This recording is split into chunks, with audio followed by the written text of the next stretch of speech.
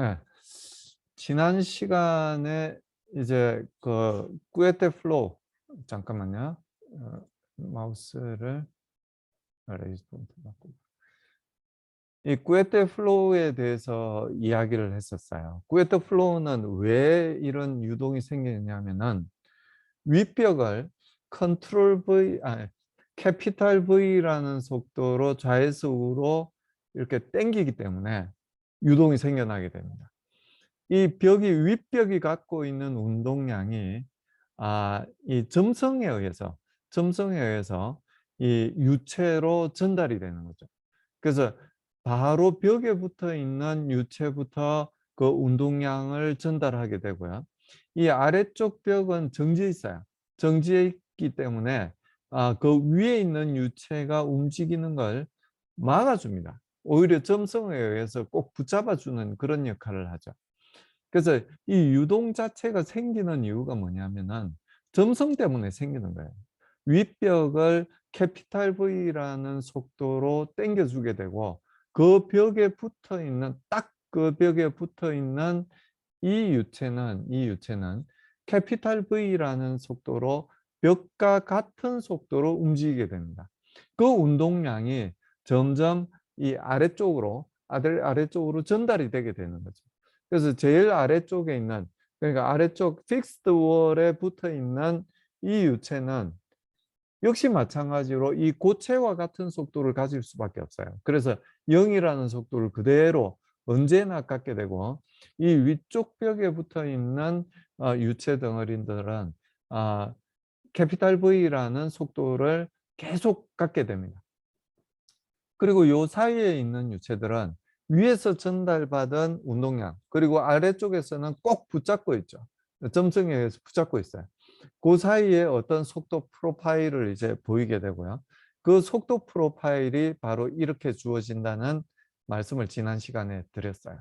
그래서 사실 이 사장이 어렵긴 하지만 이 4.10절에 나오는 내용들은 제가 볼 때 어렵지 않습니다.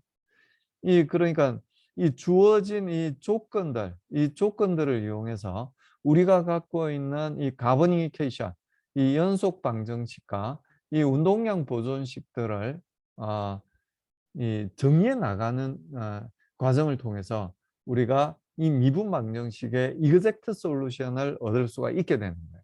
그러니까 원래 주어져 있는 이 나비에-스톡스 이퀘이션은 일반해를 구할 수 있는 방정식이 아닙니다. 일반해를 구할 수 없어요.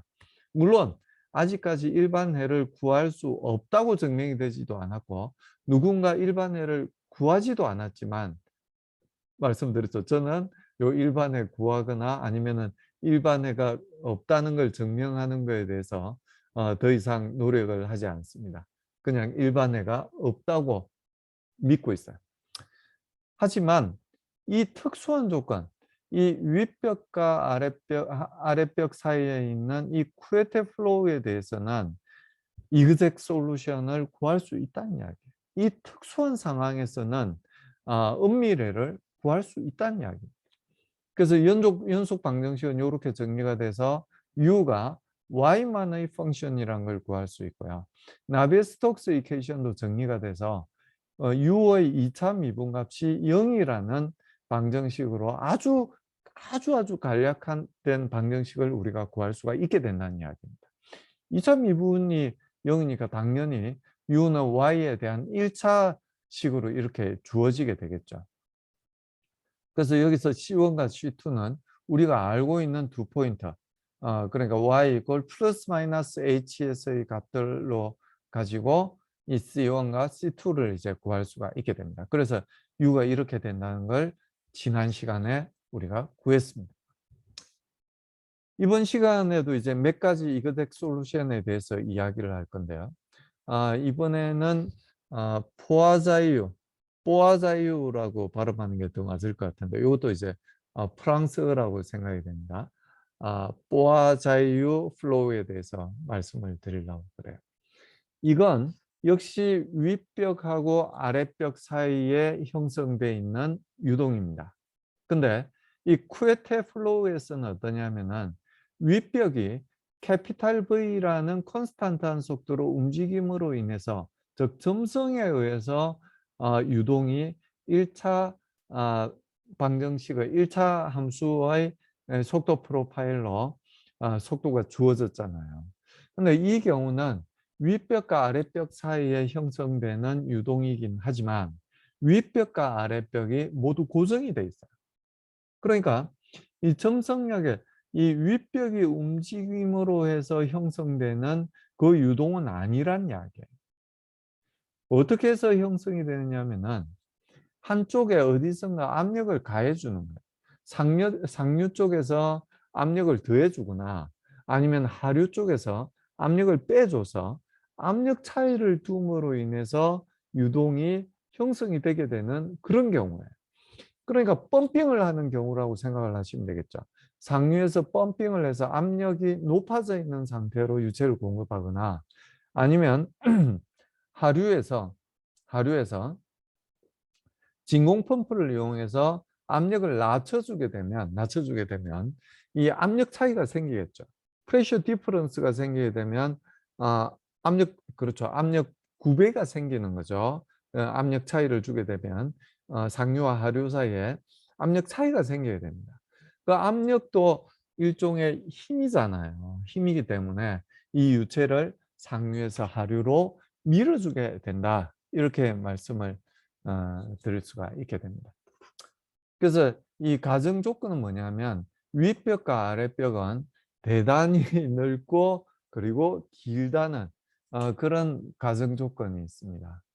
그리고 U와 W는 그러니까 Y 방향, 벽면의 수직 방향인 속도 성분과 그리고 이 화면을 뚫고 지나가는 방향의 속도 성분은 0이에요. 그래서 축 방향, 축이 없는데 축이라고 표현해서 좀 죄송한데요. 이 좌에서 우로 흘러가는 이 방향에 대해서만 속도가 존재를 하게 됩니다. 그리고 중력은 무시하는, 최정력은 무시하는 그런 유동이라고 말씀을 드릴 수가 있죠. 그래서 Y와 G 방향으로는 이 V와 W가 0이라고 이야기를 했기 때문에 이 두 항의 값이 다 0이 됩니다. 그러니까 요 이꼴 0까지 요만큼이 우리 연속 방정식이잖아요.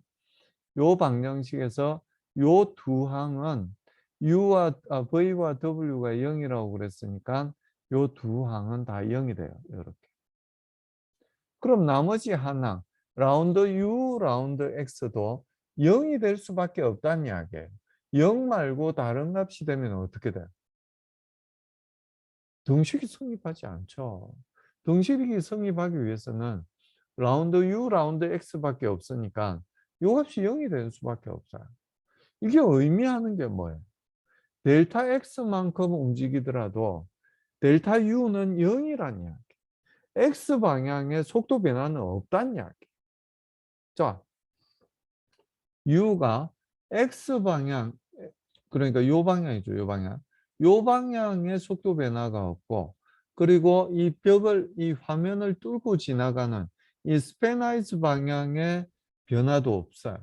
그럼 어느 방향의 속도 변화만 존재를 하게 되냐면 X 방향의 속도 변화도 없다고 그랬고 G 방향의 속도 변화도 없으니까 결국 어느 방향의 속도 변화만 존재하게 되냐면은 Y 방향, 즉 벽면의 수직인 방향의 속도 변화만 생기게 된다는 이야기. 그러니까 Y가 얼마냐에 따라서는 속도가 변하지만 X가 얼마냐에 따라서는 같은 속도 값을 가진다는 이야기. G가 얼마냐에 따라서도 같은 속도 값을 가진다는 이야기. 오로지 어떤 값이 달라질 때만 다른 속도를 가지냐면 Y가 다를 때만 다른 속도 값을 가진다는 이야기. 즉 벽면에서부터 떨어진 거리에 디펜던시가 있지 상류에서부터 얼마나 떨어졌는지 이 스페나이즈 방향으로 어느 위치에 있는지는 속도 변화가 없다는 이야기. 속도 변화는 오히려 Y 방향, 즉 Y에만 변화한다는 이야기. X나 G의 펑션이 아니라 Y만의 펑션으로 주어진다는 이야기. 자, 이 나비에스톡스 이퀘이션도 금방 말씀드린 내용들을 대입하면 전부 이 방정식을 아주 간략하게 만들 수가 있게 됩니다. 이 첫 번째 항은 0이죠. 왜 0이에요? u가 0이에요. u는 0이 아닐 수도 있죠. u는 요 벽면에서만 0이고 여기에서 떨어졌을 때는 u는 다 0이 아닙니다. 단지 요 값이 0이 된다는 이야기. 라운드 x분이 라운드 u, 라운드 u, 라운드 x는 0이라고 이미 이야기를 했잖아요. 그래서 요 값은 0이면 요 두 번째 항이 0이라서 요 두 번째 항은 어떻게 돼요? v는 0이죠. 요 값은 0이 아니에요. 라운드 u, 라운드 y는 0이 아닙니다. 이 y가 달라짐에 따라서 u가 달라지잖아요. 그러니까 이건 u가 y에 대한 펑션으로 주어지니까 이건 0이 아니에요. 근데 v가 0이기 때문에 요 두 번째 항도 0이 되는 거죠. 이렇게. 중력은 무시한다고 그랬으니까 이 항이 0이에요. 요 항도 물론 0이 될 거고요. dpdx는 라운드 p, 라운드 x는 절대 0이 아니죠. 이게 0이면 플로우 자체가 생기지 않았을 거예요. 근데 요 값이 어떤 값일지는 우리가 잘 모르죠. 단지 라운드 p, 라운드 x가 음수가 돼야 된다는 건 알고 있어요. 음수가 돼야만 요쪽 방향에 유동이 생기겠죠. 만약에 양수면, 즉 상류보다 하류에서 압력이 더 큰 것 같으면 항상 압력이 큰 쪽에서 작은 쪽으로 밀어주게 돼 있잖아요. 밀어주게 돼 있기 때문에 아, 예, 아, 하류에서 상류, 그러니까 우에서 좌로 유동이 생겨나야 됩니다. 그래서 요런 유동이 생겨났다는 자체가 뭐냐면 상류에서의 압력이 더 크다는 이야기예요. X가 증가함에 따라서 프레셔가 점점 줄어들어야 된다는 이야기예요. 즉, dP dx가 음의 값을 가져야 된다. 마이너스 dP dx는 양수가 돼야 된다는 걸 의미를 하게 됩니다. 이 두 값 중에서 이 값은 0이에요. 왜? 라운드 U, 라운드 X가 0이라고 그랬잖아요. 그 0을 미분해봤자, X에 대해서 미분해봤자 0이죠. 그래서 이 값은 0입니다. 근데 이 값은 0일지 아닐지 몰라요. U에 대한 Y의 2차 미분값은 0이 될지 0이 될지 않을지 알 수가 없는 값입니다. 어떤 값인지 모르는 값이죠. U는 Y에 대한 펑션이라고 이야기했어요. 결과적으로는 0이 아니죠. 여기 아닙니다. 그래서 이 첫 번째 식에서는 남는 게 요항과 요항만 남게 돼요. dpdx가 절대 0이 아니라고 금방 제가 말씀을 드렸으니까 y에 대한 u를 y에 대해서 2차 미분한 것도 0이 아닌 값이 되겠죠. 요게 0이라면 이 값도 0이 돼야 되거든요. 그래서 요 값이 0이 아니고 요 값이 0이 아니라면 요 값도 0이 아니라야 된다는 그 결론을 우리가 얻을 수가 있게 됩니다. 두 번째 식도 마찬가지예요. v는 다 사실은 0이라고 그랬으니까 요 값 0이고 요 값도 0이고 중력 무시한다고 그랬으니까 요 값 0이고 v 0이라고 그랬으니까 요 값이 다 0이겠죠. 그러면 남는 항이 0인지 아닌지 우리가 모르는 유일한 항이 뭐냐면 라운드 P, 라운드 Y가 0인지 0이 아닌지를 우리가 모르는 값이에요. 이게 0인지 아닌지 모르는 값이고 나머지는 다 0이에요. 근데 나머지가 다 0인데 얘가 0이 아닐 수 있나요? 얘가 0이 아니면 어떤 일이 생겼겠어요? 좌변은 0인데 우변은 0이 아닌 결과가 되어버리잖아요. 모든 항이 다 0이고 한 항만 0인지 아닌지 모른다면 그 항은 반드시 0이 돼야 돼요. 이 항은 0이 될 수밖에 없어요. 이 항은 0이 될 수밖에 없어요.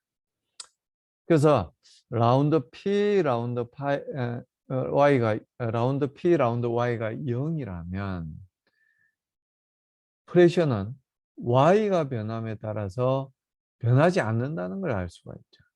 이게 의미하는 게 뭐라고 그랬어요? Y 방향으로 단위 길이당 프레셔가 얼마나 변하는지를 표현해 주는 항이 바로 라운드 P, 라운드 Y예요. 근데 요 값이 0이라고 이야기하는 건 뭐냐면 Y가 변하더라도 프레셔는 변하지 않는다는 걸 의미하는 거거든요. 즉 프레셔는 어느 방향으로만 변한다는 걸 의미하냐면 X 방향으로만 변한다는 이야기예요. Y 방향에 따라서 여기 10파스칼이었으면 여기서도 10파스칼, 여기서도 10파스칼, 여기서도 전부 10파스칼이라는 이야기예요. Y에 따라서는 변하지 않는다는 이야기예요. 근데 X에 따라서는 변한다는 이야기예요. 여기 10파스칼이었으면 여기서는 10파스칼일지 아닐지 모른다는 이야기예요. 단지 X가 요 포인트라면 여기서는 다 10파스칼이라는 이야기예요. 근데 X가 달라지면 몇 파스칼인지 알 수가 없다는 이야기죠. 그래서 프레셔는 Y에 대한 펑션이 아니라고 이야기를 했어요. G에 대한 펑션은 물론 아니죠. 스페나이즈 방향으로는 기하학적으로 똑같은 위치에 가지는데 변할 리가 없죠. 그래서 Y에 대한 펑션도 아니고 G에 대한 펑션도 아니기 때문에 프레셔는 오로지 X에 대한 펑션, X만의 펑션으로 주어지게 됩니다. 그렇죠? 그러니까 라운드 P, 라운드 X는 이렇게 굳이 편미분으로 이제 표시할 필요가 없어졌다는 이야기예요. 왜? 프레셔는 X만의 펑션이니까 독립 변수가 하나밖에 없다는 이야기예요. X밖에 없다는 이야기예요. 그래서 라운드 P, 라운드 X는 그냥 dpdx로 적어도 되겠다는 이야기죠. 그래서 이 식을 이제 다시 정리를 하면 양변에 dpdx를 더해주게 되면 이 식을 우리가 구할 수가 있게 됩니다. 그렇죠. 아주 멋진 간략화된 식이라고 이야기를 할 수 있죠. 여기까지 우리가 진행이 됐으면 포아자이유 플로우에 대한 이그젝 솔루션을 구할 수가 있게 됐어요. 이걸 왜 콘스탄트라고 이야기를 했을까요? 이게 콘스탄트 하다고 아직까지 밝혀진 게 없어요. 근데 왜 콘스탄트 하다고 이야기를 했을까요? 한번, 이건 수학이에요. 그렇죠? 왜 콘스탄트 하다고 이야기를 했을까요? 자, 좌변은 독립 변수가 뭐가 있어요? y에 대한 펑션. y만의 펑션으로 주어져 있어요. x의 펑션으로 주어져 있지 않아요. 우변은 x에 대한 펑션으로 주어져 있어요. x만의 펑션으로 주어져 있다는 이야기입니다. y에 대한 함수로 주어져 있고 우변은 x에 대한 함수로 주어져 있는데 요 두 값이 같아지는 유일한 경우가 뭐냐면 요 두 값이 같은 값을 가질 수밖에 없다는 얘기예요. 이 y에 따라서 이 값이 변하는 값이고 이건 x에 따라서 변하는 값이라고 이야기를 했는데요. xy 중에서 하나만 변하면은 좌변은 변하지 않고 우변만 변한다니. xy 중에서 y만 변할 경우에는 이 값만 변하고 이 값만 변하지 않는다니. 근데 두 값이 같아지려면 x에 대해서도 변하지 않아야 되고 y에 대해서도 변하지 않아야 되고 항상 일정한 값을 즉 항상 콘스탄트가 될 수밖에 없다는 이야기.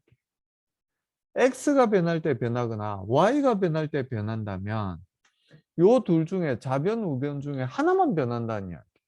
그럼 등식이 성립을 할 수가 없잖아요. 등식은 항상 성립해야 되는 거거든. x가 어떤 값이든 y가 어떤 값이든 간에 항상 성립해야 되는 거거든. 그러니까 얘가 항상 등식이 성립하기 위해서는 x가 어떤 값이든 y가 어떤 값이든지 간에 등식이 성립하기 위해서는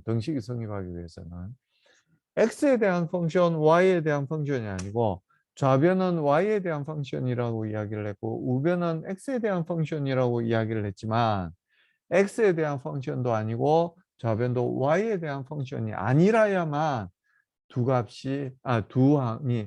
변이 항상 같아질 수 있게 된다는 이야기. 이게 콘스탄트로 같을 수밖에 없다는 이야기. 둘 다 y에 대한 펑션이라면 같이 y가 변할 때 똑같이 변하면 되죠. 둘 다 x에 대한 펑션이라면 x가 둘 다 변할 때 같이 변하면 변함으로써 같아지면 돼요, 양쪽이. 근데 우변은 x에 대한 펑션, 좌변은 y에 대한 펑션인데 이 두 값이 같아지려면 둘 다 콘스탄트 할 수밖에 없다는 이야기예요. 자, 그 콘스탄트 할 수 있는 게 이거 진짜 수학적인 이야기죠. 물리적인 이야기가 아니에요. 콘스탄트로서 뭐 물리적으로도 이야기할 수 있겠지만 수학적으로 이해하는 게 훨씬 쉽죠. 이게 콘스탄트 하다는 이야기예요. 근데 이 콘스탄트 한 값이 왜 음수로서 콘스탄트 할까요? 그건 이 dpdx를 보면 금방 알 수 있죠.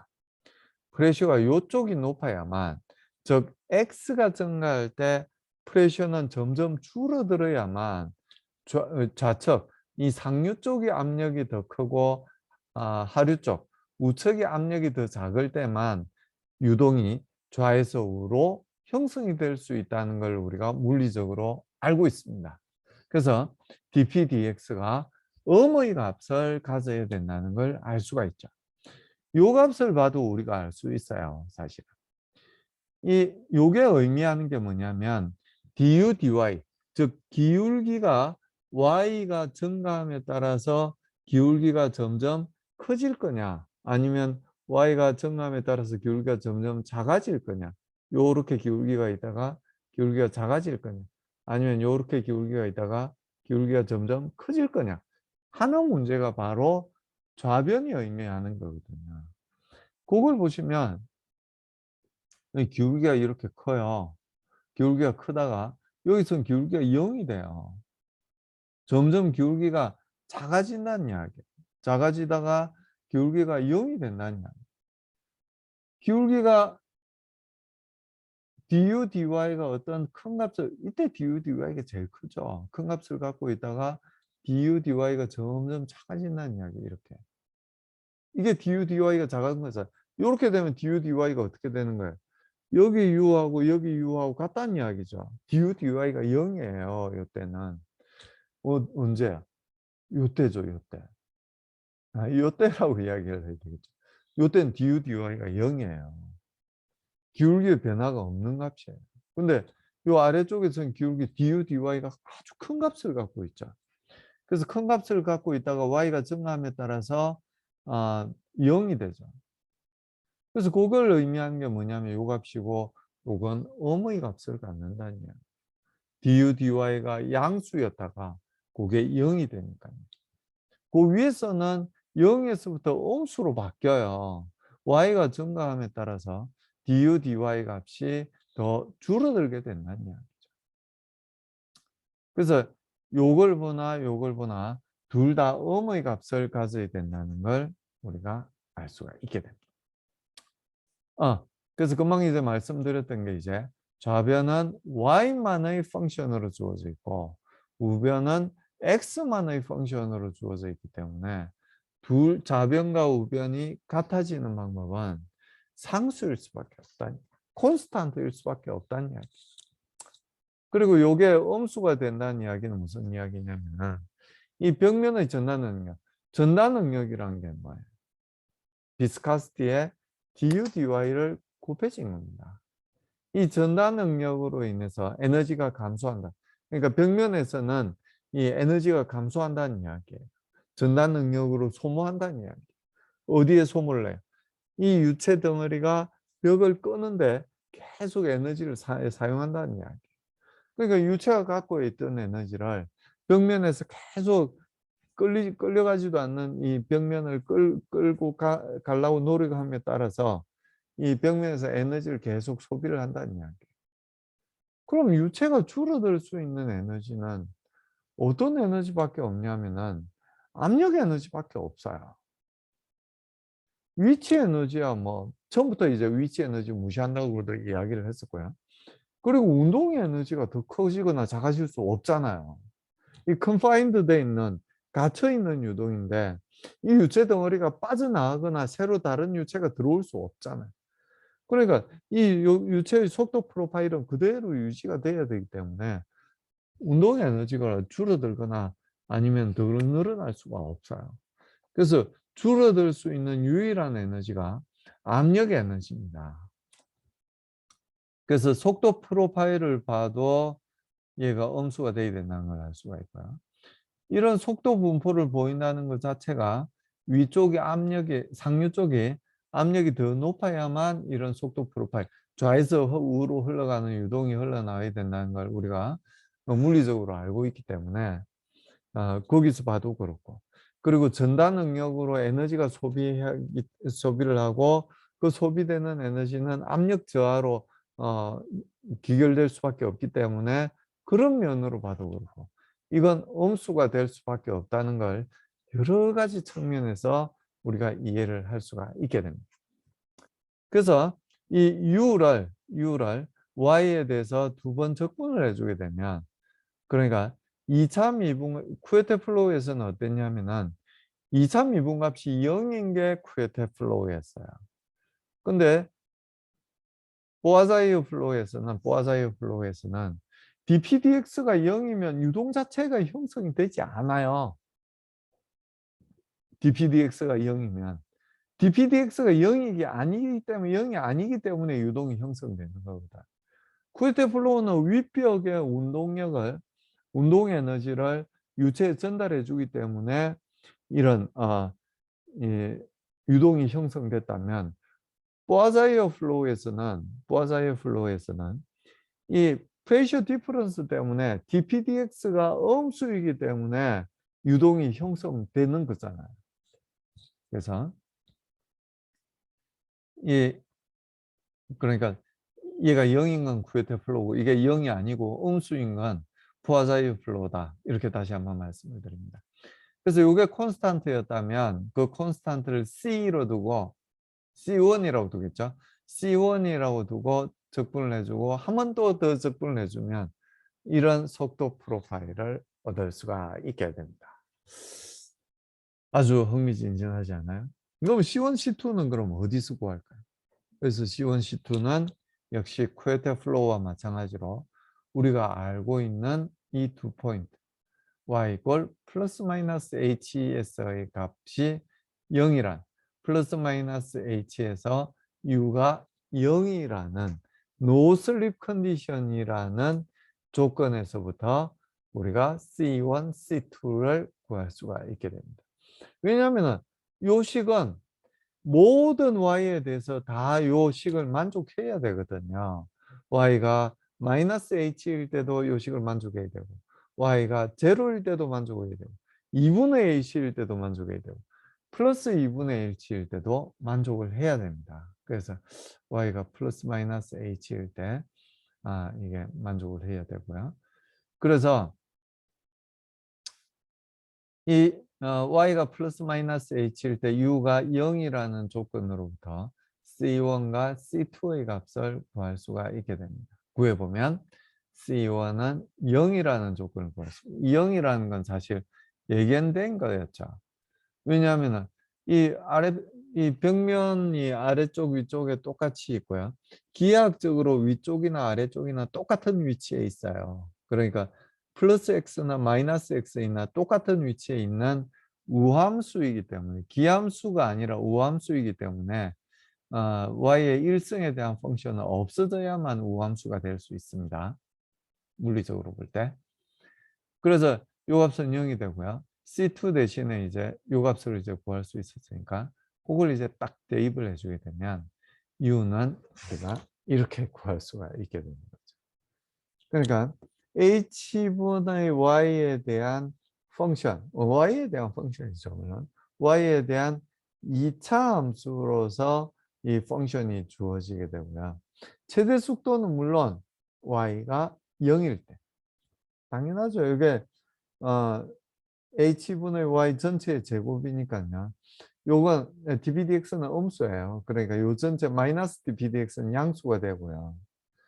그리고 얘도 양수가 되고요. 그 u가 제일 클 때는 언제냐면은 얘는 항상 양수죠. 아니 0이 될 수도 있죠. 0 아니면 양수이기 때문에 u가 최대가 될 때는 얘가 0이 될 때만 최대가 될 수밖에 없는 거죠. 그래서 y가 0일 때, 그리고 기하학적으로 봐도 당연하게, 물리적으로 봐도 당연하게 요 센터에서 벽면에서의 저항, 유동장을 제일 작게 받는 센터에서 가장 큰 속도를 가질게 아주 타당한 이야기죠. 그래서 y = 0일 때 최대 속도를 가진다는 걸 알 수가 있게 됩니다. 그래서 그 최대 속도는 요 값이에요. 요 값 대신에 그러니까 Umax라고 적어도 아무 상관없겠죠. 마이너스 Q까지 포함입니다. dpdx는 음수라는 거 잊지 마세요. 왜 음수가 되는지 다시 한번 여러분들이 생각해 보시기 바랍니다. 양수가 돼야 좌에서 우로 유동이 흘러갈 수 있다고 이야기를 했거든요. U가 양수가 되려면 dpdx는 음수가 될 수밖에 없다는 걸 말씀을 드렸습니다. 여기까지 이제 푸아자이어 플로우에 대해서 말씀을 드렸고요. 그 다음 이제 말씀드릴 게 하겐 푸아자이어 플로우입니다. 하겐 푸아자이어 플로우예요. 우리 아이스크림 중에서 하겐다즈가 있는데 그 하겐하고 같은 사람 이름 하겐이라고 저는 생각을 하고 있습니다. 그래서 이 하겐 푸아자이어 플로우는 이 푸아자이어 플로우의 일종이라고 생각을 하실 수 있습니다. 그렇죠. 네, 사실이고요. 이 푸아자이어 플로우는 어떤 플로우였냐면은 평판 사이의 유동이었어요. 평판 사이의 유동이고 한쪽에 펌프나 아니면 진공 펌프를 이용해서 압력을 주거나 압력을 빼주게 되면 이렇게 유동이 형성될 때 그 유동을 푸아자이어 플로우라고 이야기를 하는데요. 이번에는 평판이 아니고 파이프 플로우예요. 파이프에 그러니까 이게 사실은 현실에 이섬직한 그런 유동이라고 말씀을 드릴 수 있는데요.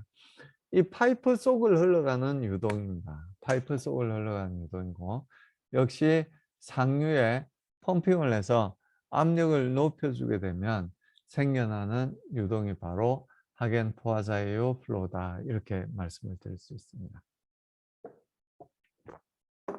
그래서 이 완전 발달된 청류 파이프 플로우에 대해서 실험을 했었고요. 실제 실험을 했습니다. 1939년에 하겐이 실험을 했었고요. 이 나비에스톡스 이케이션하고 좀 비슷하죠. 나비에도 방정식을 만들었고 스톡스도 이제 방정식을 만들었는데 두 사람이 유럽 내에서 좀 먼 곳에 있었고 그리고 서로 요즘처럼 그렇게 빨리 논문이 전파되지 못했기 때문에 각기 발표한 논문이었고 그걸 두 사람 업적을 다 인정을 해서 나비스톡스라고 이야기를 했듯이 이것도 이제 마찬가지라고 봅니다. 하겐이라는 사람이 이런 청유 파이프 유동에 대한 실험을 했었고요. 그리고 푸아자이유도 똑같은 이제 실험을 했는데 물론 결론은 이제 똑같이 나왔겠죠. 그래서 아마도 제 추측에 나비스톡스처럼 푸아자이유가 이 시대에 좀 더 유명한 사람이었다고 생각을 합니다. 그래서 만약 푸아자이유가 1939년에 실험을 했고 이건 제 생각이에요. 1940년에 하겐이 실험을 했다면 그냥 이것도 푸아자이유 제2형 푸아자이유 플로우라고 그렇게 이야기를 했을 거라고 추측합니다. 근데 이건 하겐이 먼저 실험을 했기 때문에 하겐이라는 학자 이름도 이 플로우의 이름이 붙어 있다고 생각을 하고 있습니다. 그래서 아무튼 이 유동은 역시 푸아자이유 플로우와 마찬가지로 유동이 왜 형성이 되느냐 하면은 한쪽에 압력을 가해줬기 때문에 유동이 형성이 되는 거예요. 이렇게 이런 유동이 형성이 될 거라 이렇게 추측을 하는 겁니다. 그래서 어떤 과정이냐면 똑같아요. 입구에서 충분히 멀어야 돼요. 입구 주변에서는 이런 아주 아름다운 이 곡선의 그런 속도 프로파일을 가지지 않겠죠. 이 센터에서는 거의 플랫한 그런 벨라시티 프로파일을 가질 거고 벽면에서 아주 얇은 부분만 벨라시티 그레디언트가 있는 속도 구배가 있는 그런 속도 프로파일을 가지게 될 겁니다. 그러다가 양쪽에서 이제 경계층이 점점 자라나서 양쪽의 경계층이 이렇게 만나게 되면 더 이상 경계층이 디벨롭을 할 수 없겠죠. 그 순간부터는 fully develop이 된 거예요. 더 이상 발달할 수가 없어요. 그래서 그 상태를 뭐라고 이야기를 한다고 그랬냐면은 완전 발달된다고 이야기를 합니다. 이런 이야기 안 했구나. 이제 많이 할 거예요. 6장에서는 굉장히 많이 할 거고요. 그래서 완전 발달된 경우에는 경계성 이야기도 그러고 보니까 안 했네요. 경계성 이야기는 7장에서 이야기를 할 겁니다. 그래서 유체역학 시간이 아니라 우리 열체공학 실험이나 아니면이 아니죠. 열체공학 실험에서도 말씀드릴 거고 전산유체역학 시간에 이론 시간에도 말씀을 드릴 거예요. 경계성 유동에 대해서는. 그래서 완전 발달됐다는 이야기는 뭐냐면 입구에서 충분히 멀다는 이야기예요. 그래서 벽면의 영향을 충분히 모든 영역에서 벽면의 영향을 다 받는 그런 유동이다. 이렇게 말씀을 드릴 수 있습니다. 요건 이제 요게 이제 Z 방향이에요. 요게 R 방향. 이 센터에서 방향 방향이 R 방향이고 세타는 이제 이 방향 방향이죠. 이 요쪽 방향. 축을 돌아가면서 이 회전축이 있다. 회전축이 아니죠. 회전하지 않는데 회전축이. 이 Z축에 이렇게 돌아가는 방향이 세타 방향입니다. 그래서 앞서 푸아자유 유동과 마찬가지로 이 R 방향과 세타 방향의 속도 성분은 0이에요. 오로지 이 방향, 좌에서 우로 흘러가는 방향에 대해서만 속도 성분을 가지게 됩니다. 이 중력은 일단 무시하게 되고요. 이 축 대칭이기 때문에 이 기하학적으로 세타가 얼마냐에 따라서는 똑같은 위치에 있잖아요. 그러니까 똑같은 위치에 있으니까 똑같은 값을 가지게 됩니다. 똑같은 값. 그래서 라운드 세타, 라운드 G 값은 0이 되게 되고요. 0이 되게 되고 R 방향으로는 이렇게 변하게 되고 G 방향으로는 Z 방향으로는 입구에서 충분히 멀어져 있는 완전히 발달된 유동이라고 이야기를 했기 때문에 Z 방향의 변화도 없게 됩니다. 근데 그건 이제 물리적으로 그렇게 되는 거고 수학적으로 볼 때도 우리가 그걸 알 수가 있어요. 이렇게 알 수가 있기 때문에. 그래서 역시 마찬가지로 앞서 우리가 했던 접근과 꼭 마찬가지로 이제 접근을 하게 됩니다. 이 연속 방정식과 그리고 운동량 방정식, 운동량 보존식을 간략화시켜야 됩니다. 간략화시켜서 이 이그젝트 솔루션을 우리가 구하게 되는 거죠. 그래서 이 첫 번째 항을 보시면 이 VR 값이 0이라고 이야기를 했기 때문에 이 값은 0이 되죠. 그리고 V세타가 0이라고 이야기를 했으니까 축대칭이고 이 방향의 속도 성분이 없으니까요. 이것도 0이 되겠죠. 이 두 항이 0이 된다는 이야기는 이 값도 0이 될 수밖에 없다는 이야기예요. VZ도 VZ의 Z 방향 미분값도 0이 될 수밖에 없다는 이야기입니다. VZ가 0이라는 이야기하고는 완전히 다른 이야기죠. 라운드 G분의 라운드 VZ가 0이라는 이야기. 이 값이 0이라는 이야기. 이 값이 0이라는 이야기는 뭐냐면 G가 변하더라도 Z가 변하더라도 VZ는 변하지 않는다는 걸 의미해요. 라운드 Z 델타 Z만큼 들어져 있을 때 델타 VZ가 얼마인지를 나타내는 게 요 값이잖아요. 요 값이 0이라는 이야기는 델타 Z가 있다. Z 방향으로 Z 방향으로 떨어져 있더라도 속도 변화가 없다는 이야기예요.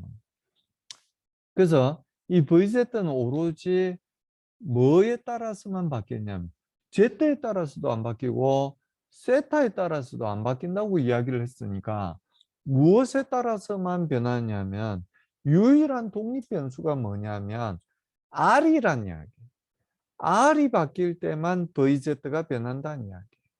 세타가 변할 때, Z가 변할 때는 VZ가 변하지 않는다는 이야기.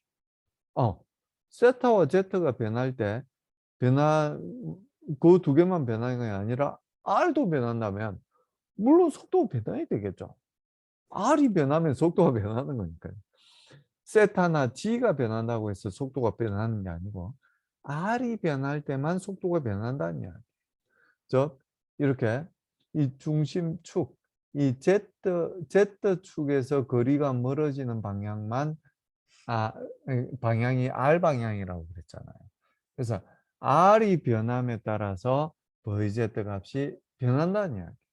세타나 Z에 대해서는 VZ가 변하지 않는다는 이야기. 그래서 이 연속 방정식으로부터 우리가 얻을 수 있는 결과는 뭐냐면 VZ는 R만의 펑션이구나. 세타에 대한 펑션도 아니라고 그랬고 이 컨티뉴이티케이션에서부터 Z에 대한 펑션도 아니라고 이야기를 했으니까 가정에서 세타에 대한 펑션이 아니라고 그랬고 연속 방정식에서 Z에 대한 펑션이 아니라고 그랬으니까 VZ는 R만의 펑션이라 하는 것을 알 수가 있게 됩니다. 자, 그리고 이게 운동량 보존식이에요. 운동량 보존식. 요 운동량 보존식에서도 마찬가지로 뭐 나머지 값들은 벌써 다 0으로 만들어져 버렸고요. 0이 아니라고 축적되어 있는 요 값도 이미 0이라고 이야기를 했죠, 여기서. 요 값이 0이라고 이야기를 했죠. 그래서 이 좌변은 전부 0이 됩니다. 여기 다른 컨벡션 텀은 벌써 이제 0이 왜? 이런 VR, V세타 다 0이라고 이야기를 했으니까요. 다 0이고 요 값이 또 0이기 때문에 좌변은 다 0이 됩니다. 그리고 우변에도 다른 값은 이제 다 0이 되고 이미 0이 됐죠. 그래서 요 두 항만 이제 남게 됩니다. 좌변에서 이 값이 다시 0이라고 이야기를 했으니까. 그리고 R 방향의 운동량 방정식으로부터 라운드 P, 라운드 R이 0이라는 걸 우리가 알 수가 있게 됩니다. 그러니까 R 방향의 운동량 방정식에서는 VR이 주인이에요. 근데 VR 자체가 0이기 때문에 다른 값은 다 0이 되고 이 값만 0인지 아닌지 모르는 값이었는데 딴 값이 다 0이 된다니까 이 값이 0이 될 수밖에 없죠. 그래서 프레셔는 R에 대한 펑션도 아니고 G에 대한 펑션도 Z에 대한 펑션도 아니기 때문에 아니지. 세타에 대한 펑션도 아니기 때문에 무엇만의 펑션이냐면은 Z만의 펑션으로 표현이 된다는 이야기예요. 이게 0이면 어떤 일이 생기겠어요? 유동이 생겨나지 않겠죠. 쿠에테 플로우처럼 윗벽이 움직여서 유동이 드리븐되는 생겨나는 것도 아니고 이건 압력 차이가 있어야만 유동이 생겨나는 경우예요. 그래서 프레셔는 Z만의 펑션으로 주어지게 된다는 걸 알 수가 있게 됩니다.